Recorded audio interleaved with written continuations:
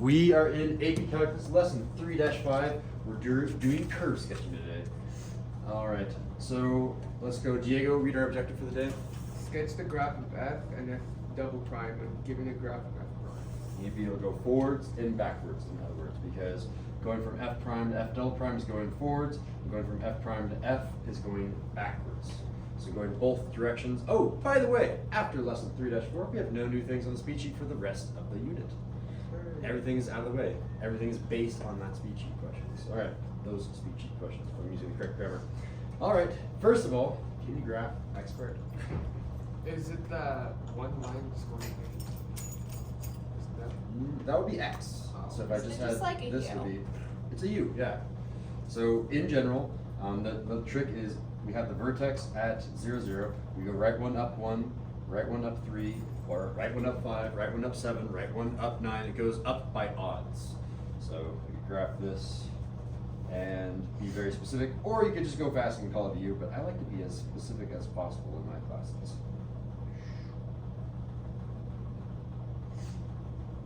Cool. And I'm not going to be specific anymore.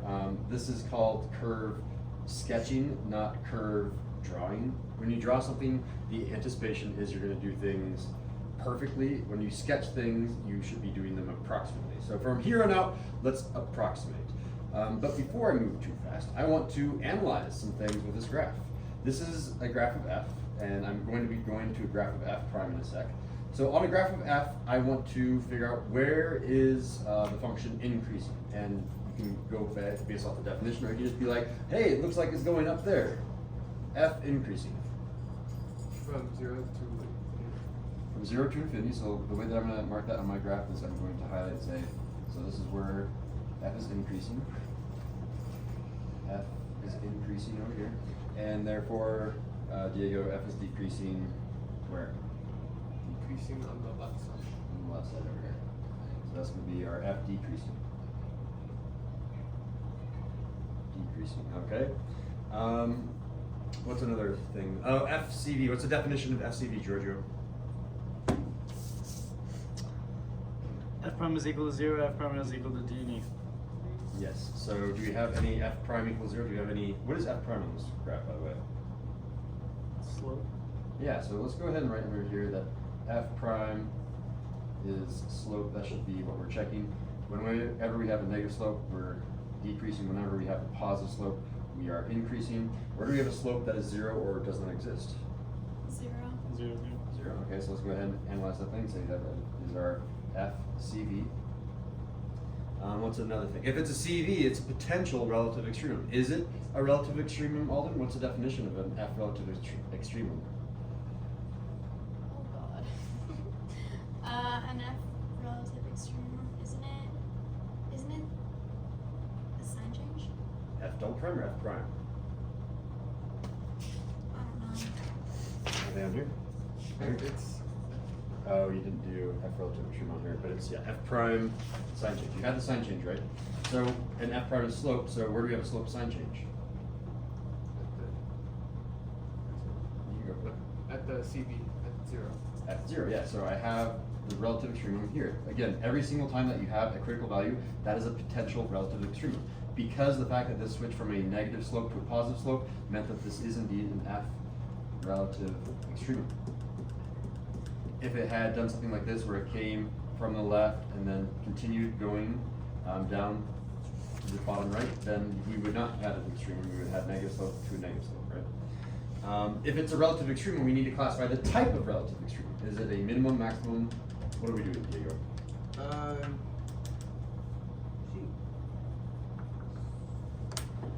Is it a minimum? I'm gonna say that it goes down, down, but so I'm gonna say it's a minimum. Yeah, what's the definition of a minimum then? A minimum is like f prime, the slope is negative, then it becomes positive. Yeah, slope is negative, becomes positive, and Alden just is seeing like, you have a marble that rolls downhill, it like settles down here at the bottom, it has to be a minimum, right? Yeah, so this is also an F minimum. Done, so we've analyzed that graph. So, let's see how well you guys can take the graph of the derivative. Could you also call it an FIP or no? Ooh, does it change? Okay, let's go ahead and do the second derivative test. But it So wouldn't- all no, the first derivative no, test because is it just do the wouldn't- first derivative. What is wouldn't f be- double prime, Giorgio? Slope. No, what? Concavity. It's concavity, yeah. So what is the definition of concave up, Giorgio? Concave up. F double prime is greater than 0.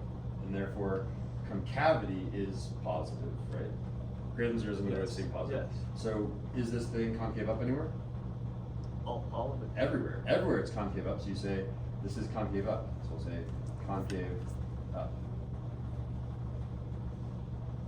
Okay? And if it's F concave up everywhere, can it, I mean, in order to have an inflection point, you have to switch Does to not concave have down. IP. So there's no inflection point. Good, yeah.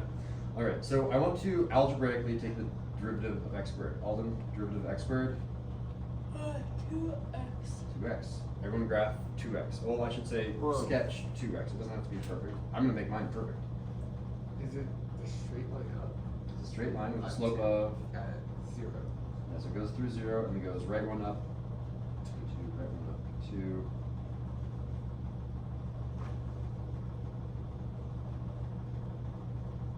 Man, I'm so good at making straight lines. I just can freehand those. Cool. Now hold on a minute. I'm curious how well, if I hold down my quadratic. Oh yeah, it does not do a good job of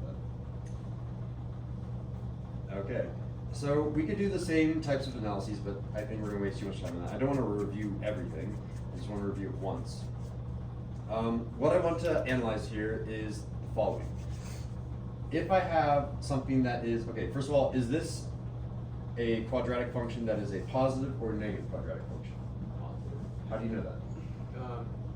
It's above the x-axis.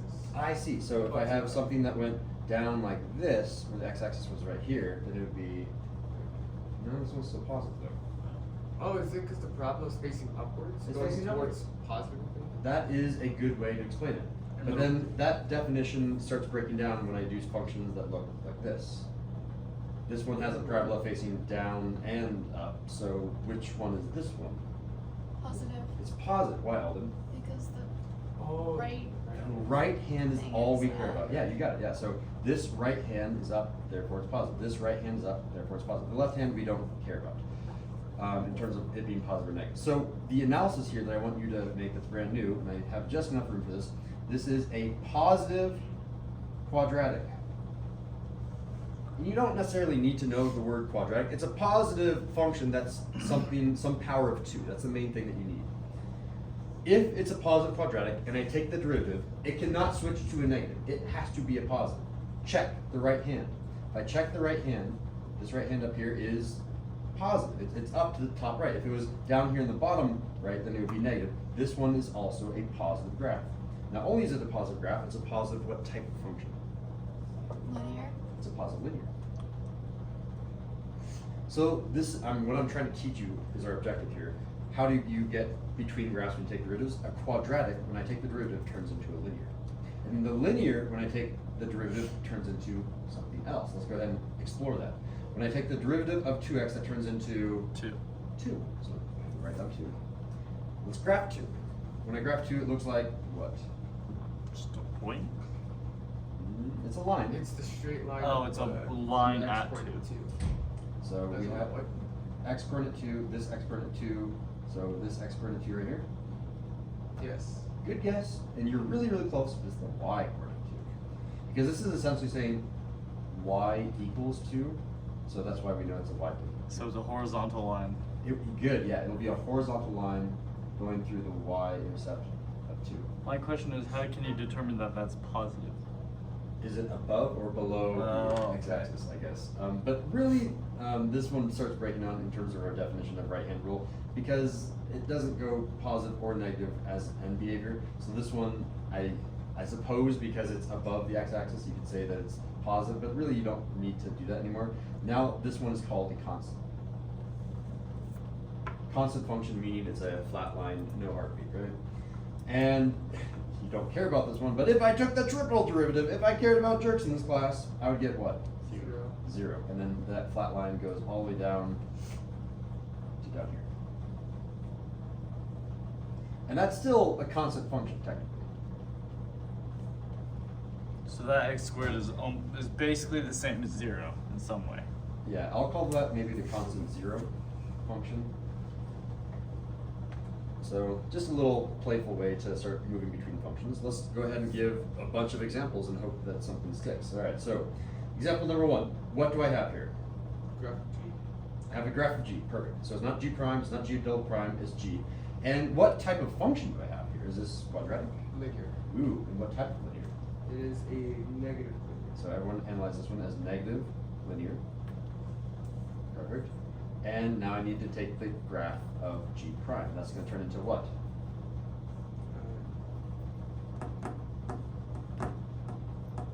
So it's a negative parabola. This is just gonna become a constant. No. It's either it's Constant. going to be negative, something. I mean, it kind of has to A be. negative constant. Why does it have to be negative? I mean, these signs The right always hand's say the going same. down. I kind of misled you in saying that this one doesn't really. I mean, this one is a positive constant, and my definition of a positive constant has switched a little bit, saying that it's above the x-axis. It's on the top instead of the bottom. So this one is going to be a constant function that's not on the top. No. Exactly. We need to put it down here. So, Why?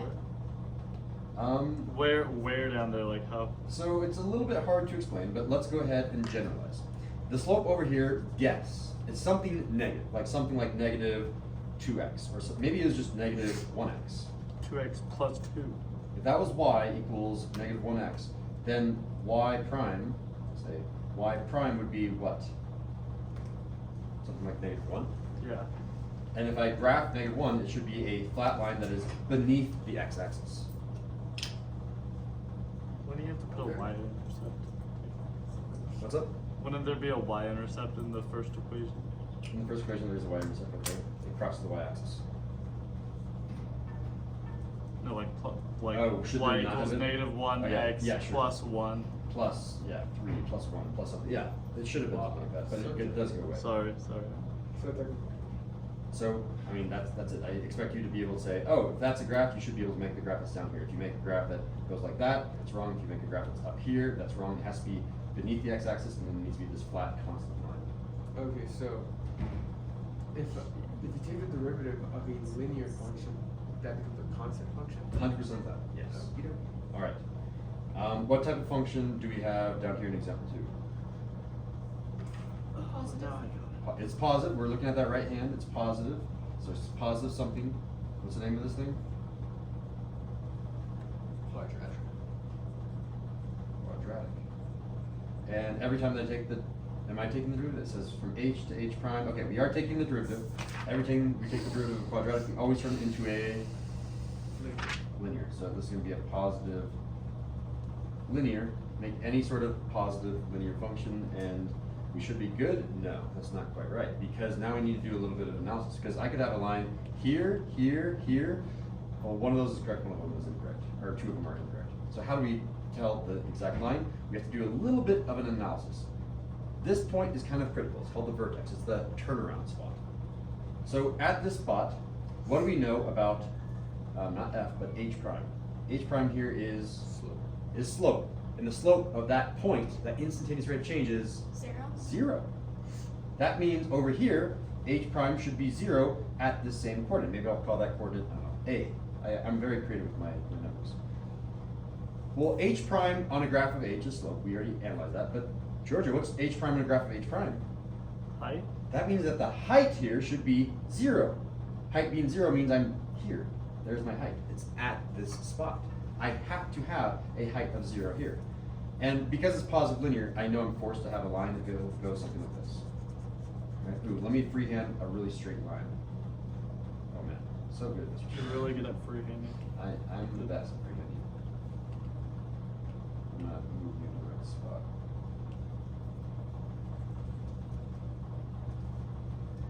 So do you like my little trick, analyzing a graph of h prime and saying, oh, h prime is equal to 0, therefore h prime is equal to 0. That happens throughout all of the graphs. So I want to make this generalization before we move on too far. When you take the derivative, so I'll say derivative going down, you have something like x to the power 4, and we'll have something like turnarounds. Turnarounds.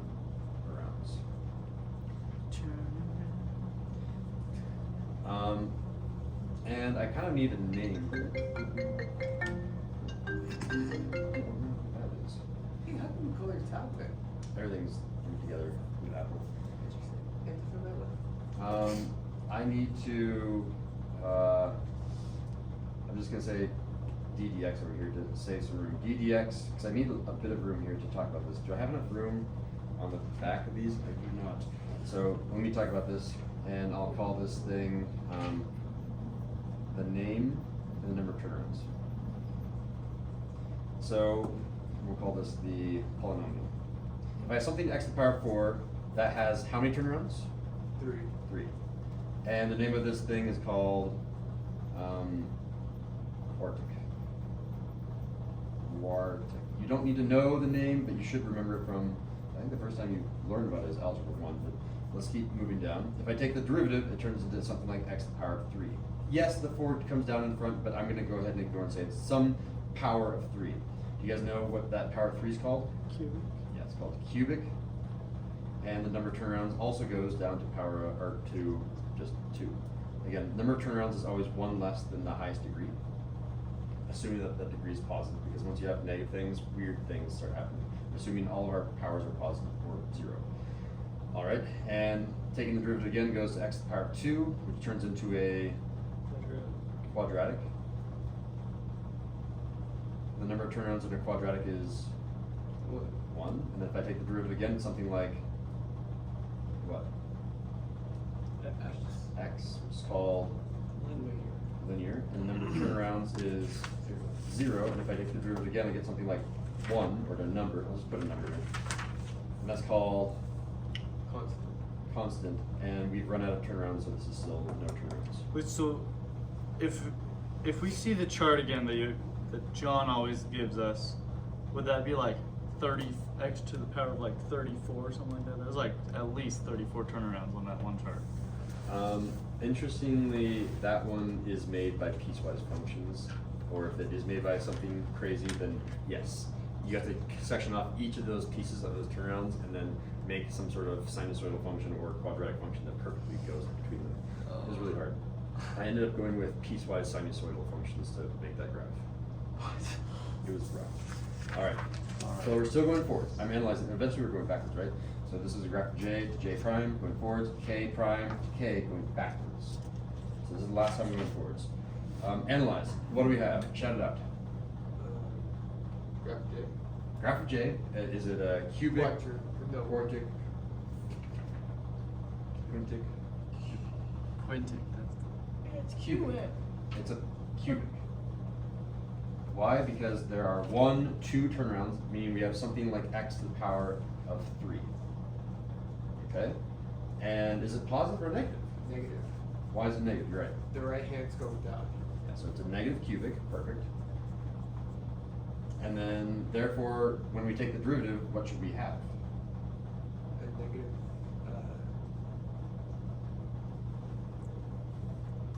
It's negative. It has to be the same sign, yeah. A negative 3, yeah.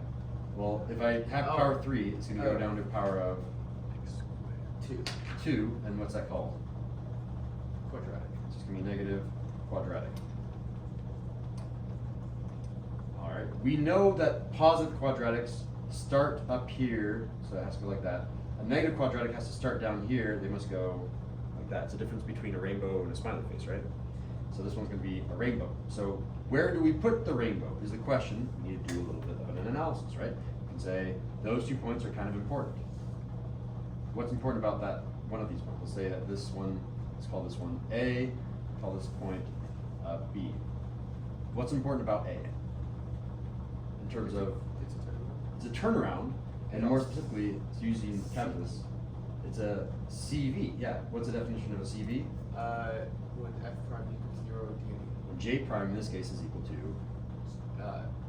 0. That's what I want everyone to be able to analyze. Hey, whoa, slope is 0 there. J prime is equal to 0 there. And then mark the same spots, A and B. Those spots do not change. I should have a j prime equal to 0 at A. At A. Because j prime equals 0 at A. So if j prime is equal to 0, what's j prime in a graph of j prime? Height. So the height should be 0. Height should be 0, meaning I definitely go through that point. Okay, I'm gonna put just a point there to remind myself. I have to go through that. And guess what again? Check it out. Up here, you've already started to write it down. Good job, guys. We know we have a j prime is equal to 0. Meaning we have j prime equal to 0 here. The height should be 0 at B. What type of function do we have? We have negative quadratic. So you guys remind me, are we going this way or are we going to be going this way? Rainbow. Rainbow. So make the rainbow say, done it. More or less. Again, it's a sketch.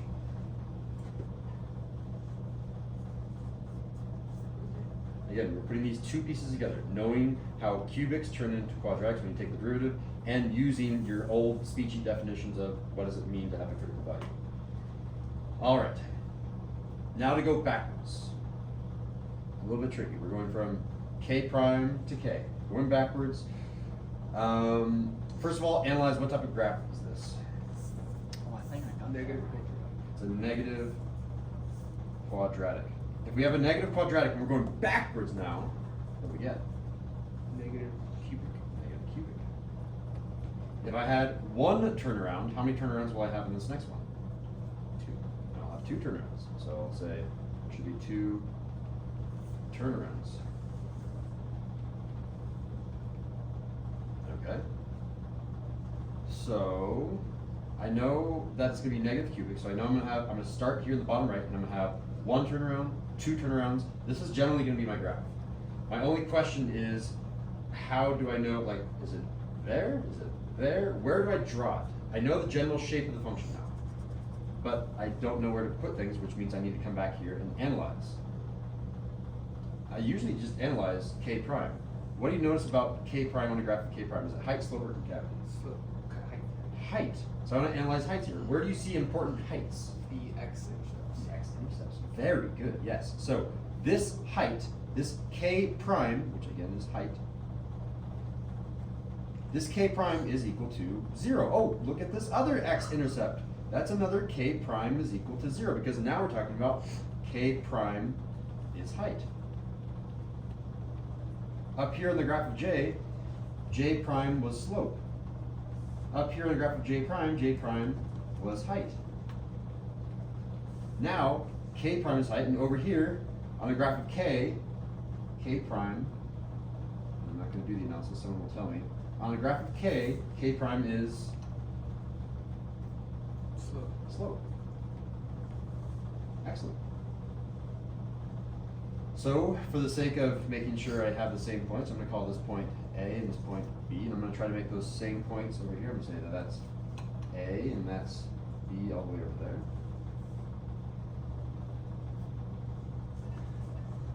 I need to make sure I have a k prime equals 0. So what do I know about this graph? Okay, K prime slope.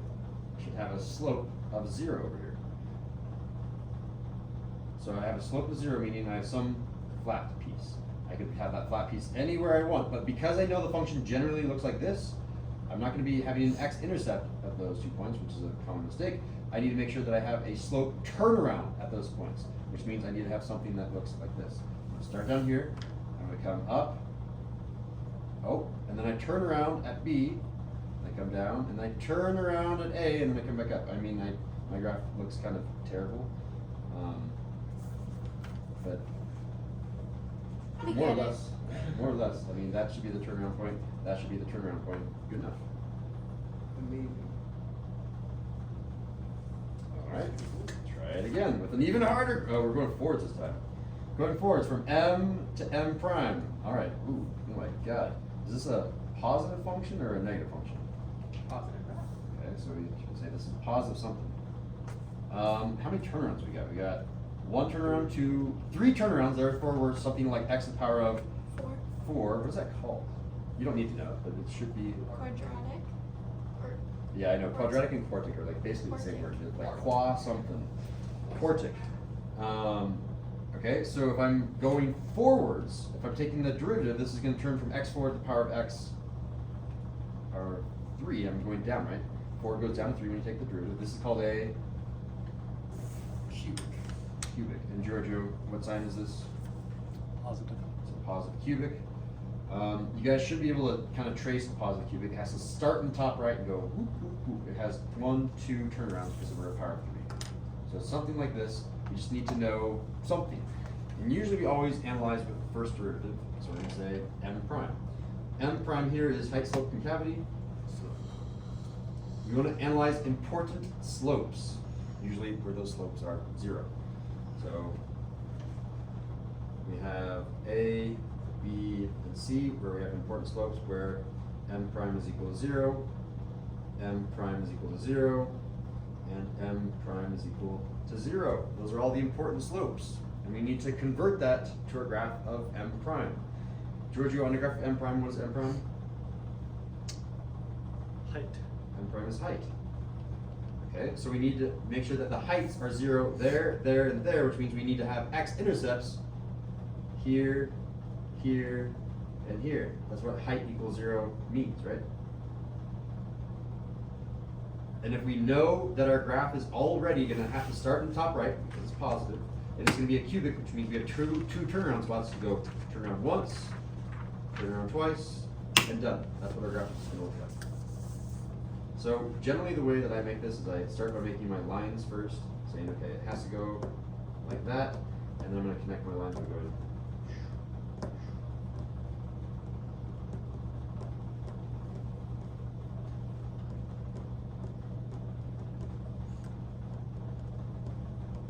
I want to do that in slow motion because I think I went too fast. Can I do that one more time, please? Here we go. So I want to be very specific about these points. I have 1, 2, 3 points. I know that I have to start in the top right because I'm positive, which means I have to cross through from the top right to the bottom left. And then from there I have to switch directions, and I have to switch directions. So I'm always moving from the right to the left, moving this direction. I start with this one first. And then I connect them. I connect, say, okay, you come up there, you connect, and then finalize my graph. Always start with that end behavior in the top right because we know the type of function. Sorry. You're good, you're good. All right, I should be following my notes, I haven't even been using these. Now, yeah, there's a bunch of other analysis that I could have been applying to this, but I'm gonna go ahead and I think I'm gonna just leave by saying K prime is kind of the only thing that you need, but you could be doing a graph using other tools too. Like I didn't even use the second derivative test, but I could have. Check it out. Back on example 4, I could have looked at K double prime. What was K double prime on a graph of K? Concavity. K prime is not concavity. Oh, K prime. K double prime on a graph of K. K double prime on a graph of K. K double prime on a graph of K prime is Slope. a slope. We could have analyzed slopes here. Check it out. All the way over here on the left, I had a positive slope. And everywhere on the right, I had a negative slope. I could come back over here to the graph of K and analyze K double prime if I wanted to. What is K double prime on the graph of K? Concavity. K double prime is concavity. I should be concave up everywhere on the left of red valve there. You can call that a new point. I'll call that point maybe C. Everywhere to the left of C, I should be concave up. And indeed, look at this. I'm concave up, concave up, concave up, concave up. And then everywhere to the right of C, I should be concave down, down, down, down. So I can use the second derivative test to also make sure that my function is correct. You can use any test you want. Any single speed sheet question that I've given you is a tool in your pocket to be able to analyze these graphs.